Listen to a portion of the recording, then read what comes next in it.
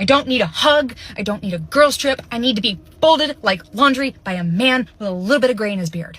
It is not our responsibility to try to figure out if someone who has hurt us acutely or continuously can change. It is their job to show us that they have changed. And by the way, if the person you're asking this about cannot even take accountability for what they have done, the answer is almost certainly no, they will never change. Their behavior is telling you the truth. Their behavior is telling you what they care about and what their priorities are.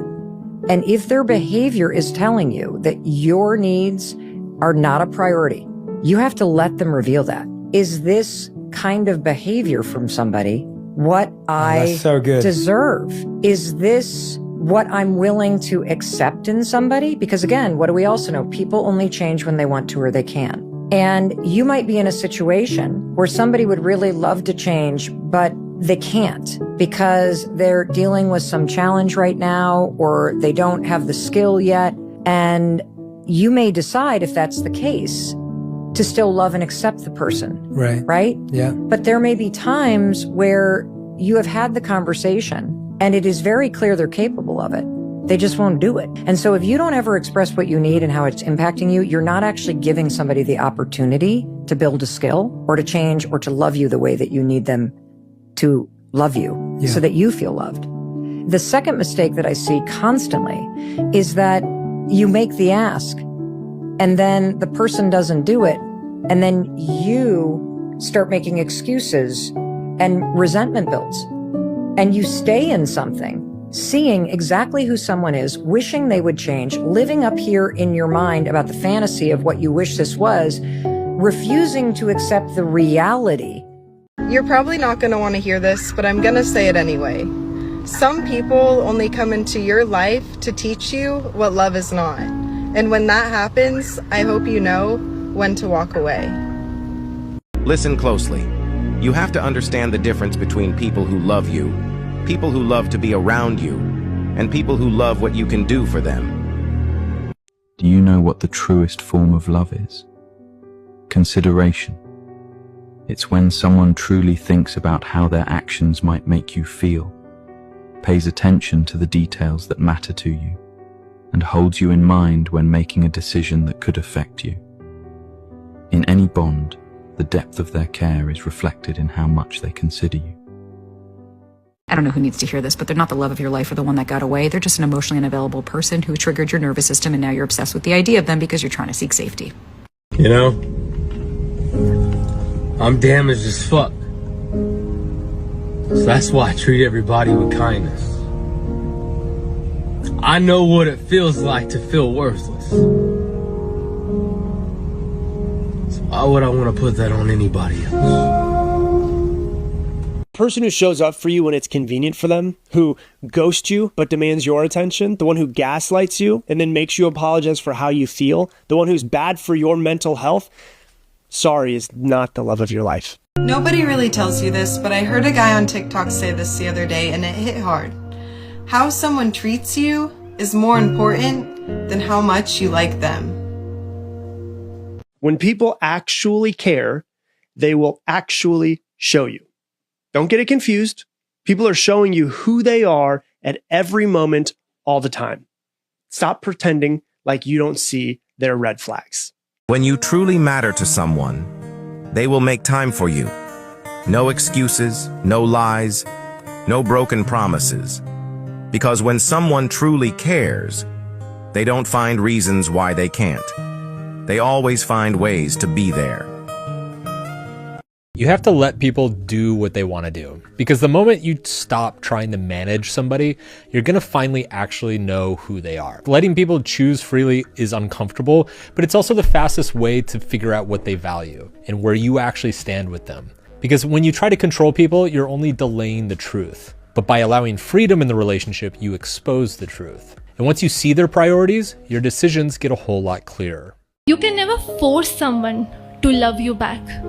All you can do is to love someone with your whole heart and see yourself growing as a beautiful lover. Bad times show you Who are the great people in your life? Think back to your toughest times, your worst times, when everything was going wrong, when things were falling apart. Who were those people that stood by you, that called you, that messaged you? If that person is giving you a reason to walk away, they're literally doing something deliberately to disrespect you and show you that they don't care about you. It's like, bro, like, they open the door for you. You have to walk out, but we stay, we allow shit to drag on, and we get more invested, more attached, more time goes by, and then when the shit hits the fan, we get fucking heartbroken. You know, that's when it really crushes you, when you could have nipped the shit in the butt early when they gave you the opportunity to walk away. Be careful who you push away, bro. Be careful who you hurt, because like, you're gonna look back and realize like the person that you lost is someone that would have never given up on you. Once you communicate your boundary, if someone does not respect it and does not honor that, it is up to you to remove their access. Plain and simple. Boundaries are for you, not for them.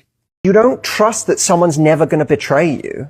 You just trust that you'll be able to handle it if they do, that you'll be able to walk away. That's a massive key to it. Stop worrying about whether you can trust someone else. Maybe you can't. We don't know that. Only time will tell if you can trust somebody else. That is a pointless waste of your energy to worry about. Worry only about yourself. So I love this video specifically because it highlights a key feature, which is not just that truly you can only control your ability to handle, bounce back, grow, learn from the experience if somebody breaks your trust. And that is actually your focal point of control and where you should be focused. But on top of that, a lot of times people who end up with a history of being in relationships with broken trust, where they are cheated on or lied to or things like this, unfortunately, that type of individual is often investing in untrustworthy individuals because it is a reflection of how they treat themselves. And there's something called your relationship shadow, where essentially your subconscious mind will invest over time in what's familiar because it equates it to safety and survival. And so when you are seeing somebody, meeting somebody for the first time, you only have about 40 to 60 bits per second of data that make it to your conscious mind. In other words, that you are consciously aware of, but you are picking up to 1 billion bits per second, subconsciously and unconsciously, based on people's micro expressions and body language and tone of voice and how often they text and the things they say. Like, there's so much that we pick up on that we're not consciously aware of. And a lot of times people who cheat themselves, you know, violate their own boundaries to please others, don't show up for their own needs, put themselves last, say yes when they mean no. People who cheat or betray themselves often end up investing in people who cheat or betray them back. And truly, it's because your subconscious mind sees this person as familiar and thus safe, and thus you're more likely to survive. And you see it this way because you've survived so far, being that to yourself. And so that person feels like familiarity, when a lot of times it's just a reflection of the relationship you have to you first. So you want to make sure you invest in the right people. Make sure that you audit all the places that you betray or cheat yourself and go clean those up in your life. If you want help for how to do this, we have a trust course all about rebuilding trust. And all you have to do is comment gift down below if you want access.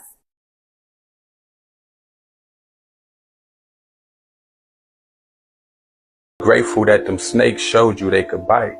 You would have kept believing they were harmless otherwise. Betrayal was the best gift they could have given you. You needed them to show you their true colors in the most disrespectful way possible. Because anything less, and you would have kept holding on to the potential of who they could be instead of accepting who they really are. No one will play the victim harder than the one who created the damage in the first place. They break it, you call it out, and then all of a sudden they're hurt, they're offended, and somehow you're the damn problem. That's not pain. That's someone trying to skip out on the bill. Always listen out for the dog that barks the loudest. No matter how many times the snake sheds its skin, it's still a snake. So remember that before you allow certain people back in your life. Bite you once, bite you again. And I know a lot of people have love for certain people, want to give them chance after chance after chance. But understand, you're destroying yourself more than you're helping that person. Remember that. So some people just the way they are, and nothing you can do about it. Only life lessons we teach them. Yes. But at the end of the day, once a person shows you who they truly are, please believe them. You know what I mean? Until otherwise. Because people's actions will show, not their words. So at the end of the day, just remember, a snake will always be a snake. And the people that you know in your circle that's doing snaky shit, you need to let that shit go. Facts. I appreciate everybody that got this far in my message. I hope you all have a wonderful, wonderful day. I heard someone say that they are not running away from you. They're running away from the person that they would have to be to keep you. And it shifted my whole perspective. Become okay with being the villain in someone else's story, even if you weren't. Never forget that people will turn you into whatever it is that they need you to be, so that their internal narrative can make sense to them. Always remember, when you have a beautiful heart and pure intentions, you don't lose anyone, they lose you. Move on as though you never knew them. Because maybe in reality, you didn't really know them.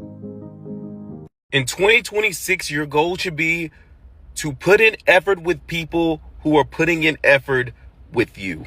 If they act like that you're not a priority, and if they act like they don't care about you, why are you still caring? This is the year you finally get to decide what the fuck you're worthy and deserving of. This is the year you get to demand that people show up for you in the ways that you need, otherwise you will not let them in your life. And this is the year we stop trying to change who we are to be more palatable for other fucking people. Because let me tell you this, if I'm too much, good, go find fucking less. I don't need to change who I am so that you can like it more. And that's the energy we're bringing into 2026.